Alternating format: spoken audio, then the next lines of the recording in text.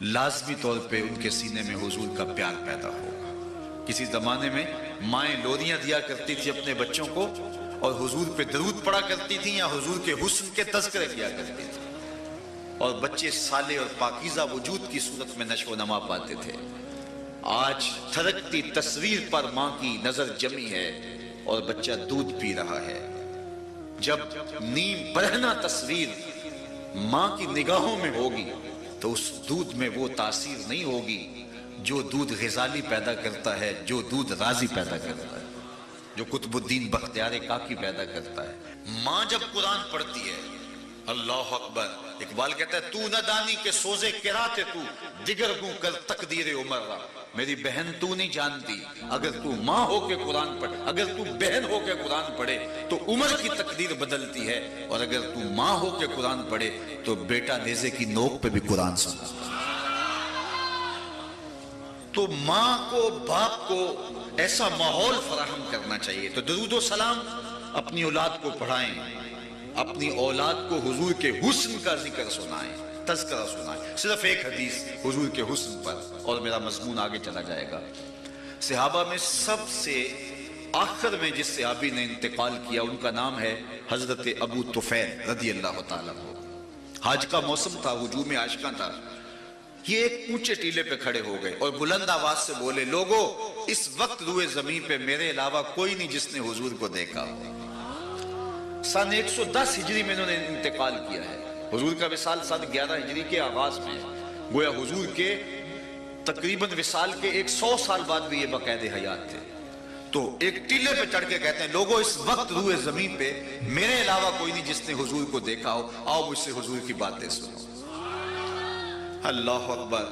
میں کسی بستی میں جاتا ہوں، کسی شہر میں جاتا ہوں تو لوگوں کا ہجوم امٹ کے آ جاتا ہے، میں کون ہوں، میری اوقات کیا ہے۔ تو جب ایک صحابی آئے ہوں گے تو کیا عالم ہوگا تابعین کا۔ تو لوگ ہجوم کر کے ان کے گرد جمع ہو گئے۔ اللہ اکبر، یار کیا ناز ہے، آؤ نا مجھ سے حضور کی باتیں پوچھو، میں نے حضور کو دیکھا ہے۔ ہمارے استاد ہوتے تھے سر محمد علی ہاشم، اللہ ان کی قبر پہ کروڑوں رحمتوں کا نزول کرے۔ وہ عمر کے آخری حصے میں تھے، میں بالکل بچہ تھا۔ تو وہ کبھی بڑے فخر سے کہتے تھے کہ میں اقبال سے ملا ہوں، میں داغ دہلوی کو دیکھا ہے۔ مولانا ظفر علی خان کا اخبار چھپتا تھا زمیندار، تو زمیندار اخبار کی شاہ سرخیاں آپ لکھتے تھے، کمال درجے کے کاتب بھی تھے۔ تو بڑے بڑے اہل سخن سے ملے تو ناز سے کہتے، میں فلاں سے ملا ہوں، میں فلاں سے ملا ہوں۔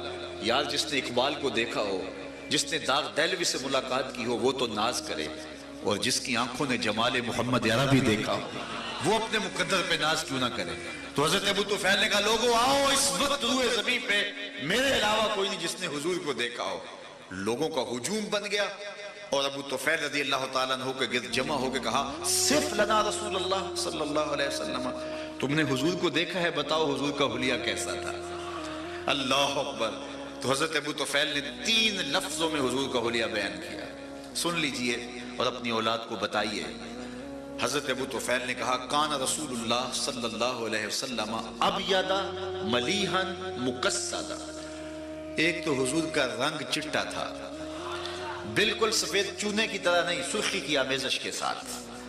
دوسرا، حضور کا حسن نمکین تھا۔ ایک ہوتا ہے میٹھا حسن، دیکھو تو تڑپ جاؤ، اور ایک ہوتا ہے نمکین حسن، دیکھو تو دیکھتے رہ جاؤ۔ اور تیسری بات کہا، مقصدہ، حضور کا حسن متوازن تھا، قد بھی نہ بہت لمبا نہ بہت چھوٹا، درمیانی۔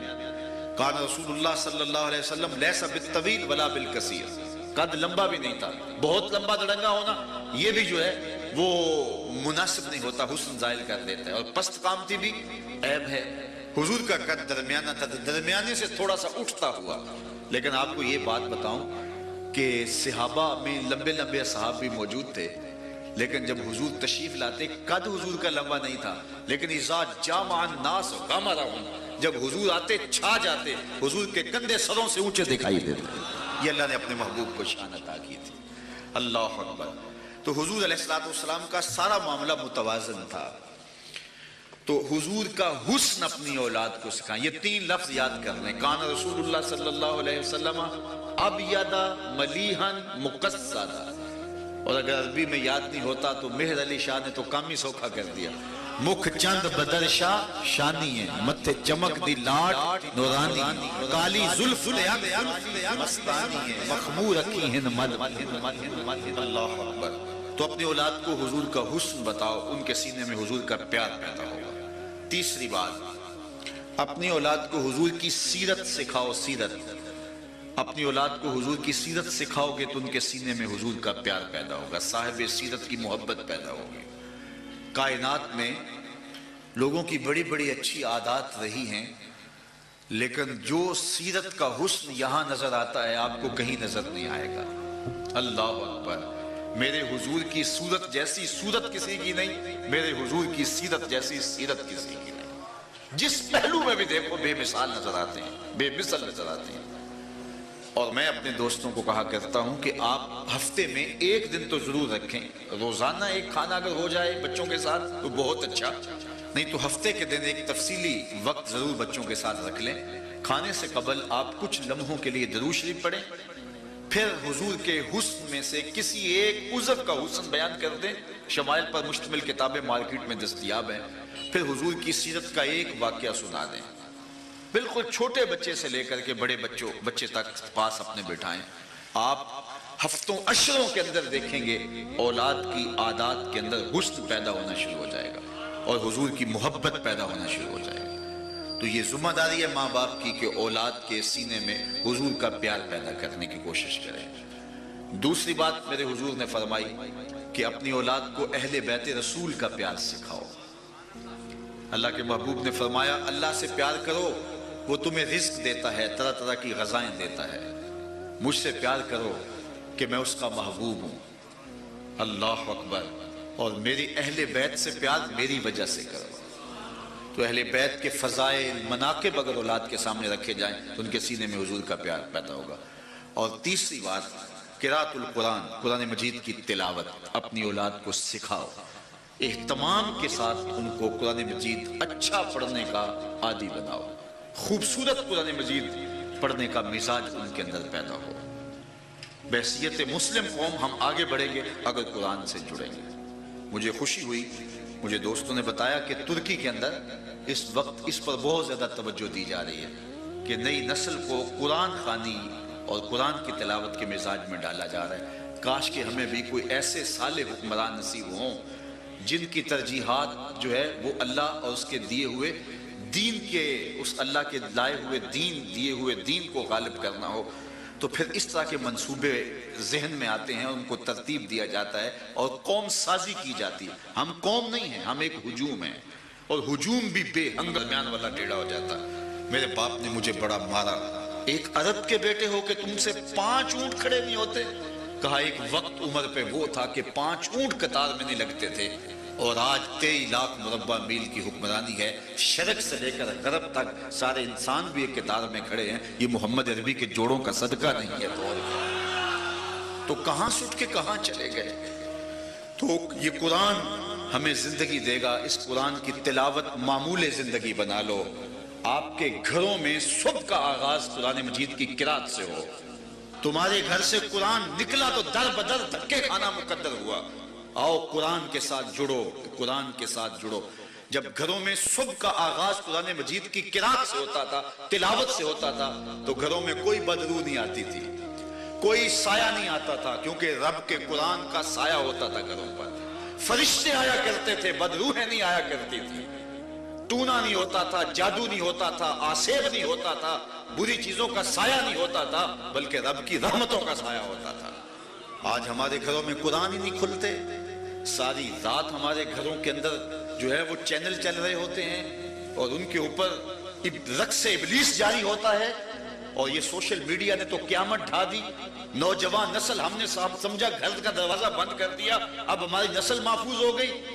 لیکن گھر کے بند کمرے کے اندر نوجوان نسل کہاں بھٹک رہی ہے، شیطان کہاں تک ہمارے بستر میں گھس گیا ہے. کبھی ہم نے اس پر بھی جو ہے وہ غور کیا. اس گھر کو آگ لگ گئی، گھر کے چراغ سے ہم اجڑ کے رہ گئے، اخلاق کی قدریں پامال ہو گئی، آنکھوں کی شرم اڑ گئی، سینے کا حیا باقی نہ رہا. اور نئی نسل ایک آوارہ نسل اور ایک جو ہے وہ خود غرض نسل بنتی جا رہی ہے۔ اس سوشل میڈیا نے نئی نسل کو سوشل نہیں رہنے دیا، ان کی زندگی کا سارا حسن، تقدس اور ان کا حیا جو ہے وہ زائل کر دیا ہے۔ ہم ایک ویلنٹائن ڈے رسم کو روتے تھے، لیکن آج تو روزانہ ویلنٹائن ڈے ہمارے گھر کے اندر ہے، اور اس سوشل میڈیا نے اس نئی نسل کا بیڑا غرق کر کے رکھ دیا۔ بلکہ اقبال نے کتنا دور آشنا شخص تھا، دور اندیش شخص تھا، اس زمانے میں کہا تھا نوجوان تو نوجوان از حیا بیگانہ پیرانے کہن، نوجوانہ چو زنا مشغول تن از حیا بیگانہ پیرانے کہن، دخترانے او بچشم خود اسیر شوخ چشمو شوخ گیرو خود دگیر ساختہ پرداختہ دل باختہ ابروان مثلے تو تیغے آگتا۔ اس زمانے میں کہا تھا کہ جوان تو جوان رہے، بوڑھوں کا حیا بھی باقی نہیں رہا۔ آج ہم کہاں کھڑے ہیں، کس جگہ پہ موجود ہیں؟ مجھے اور آپ کو اپنے اندر اتر کر کے ضرور دیکھنا ہوگا۔ ہمارے گھروں سے قرآن نکل گیا۔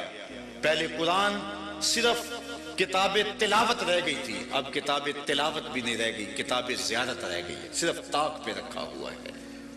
جب بوڑھے کی روح اٹک گئی، اقبال کہتا ہے بندے صوفی و ملا اسیری حیات از حکمت قرآن نگیری با آیاتش ترا کار جزی نیز از یاسین او آساں بمیری۔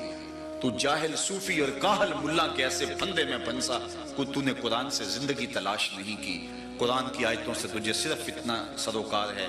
جب تیرے بوڑھے کی روح اٹک گئی تو سورہ یاسین لے کے بیٹھ گیا کہ میں اس کی تلاوت کروں اور اس کی روح جلدی پرواز کر جائے۔ اقبال کہتا ہے شاید اس سے تو فائدہ ہوا، ضرور فائدہ ہوا، لیکن مجھے افسوس یہ ہے کہ اس قرآن سے بھی تو نے مرنا ہی سیکھا، کاش اس قرآن سے جینا سیکھ لیا ہوتا۔ یہ حیات بخش کتاب ہے، زندگی آفرین کتاب ہے، اس سے بھی تو نے مرنے کی راہ تلاش کی، جینے کا راستہ بھی ڈھونڈا ہوتا۔ کتاب زندہ قرآن حکیم حکمت اولا یزالستو قدیم، یہ زندہ کتاب ہے، آج بھی اتنے ہی فیض بانٹ رہی ہے جتنے پہلے بانٹ رہی تھی۔ بلکہ اقبال نے ایک جگہ تو کتنے پرجوش انداز میں کہا فاش می گوئم آنکھ در دل بزمرست این کتابیں نیز چیزیں دیگر۔ اقبال کہتا ہے میں کھل کے نہ کہہ دوں جو میرے سینے میں پوشیدہ ہے یہ کتاب نہیں، یہ کوئی اور عش ہے، یہ زندگیاں بدل دیتی ہے۔ لیکن ہمارے گھروں سے قرآن نکل گیا، بابے آ گئے، ہمارے گھروں سے قرآن نکل گیا، سوشل میڈیا آ گیا، ہمارے گھروں سے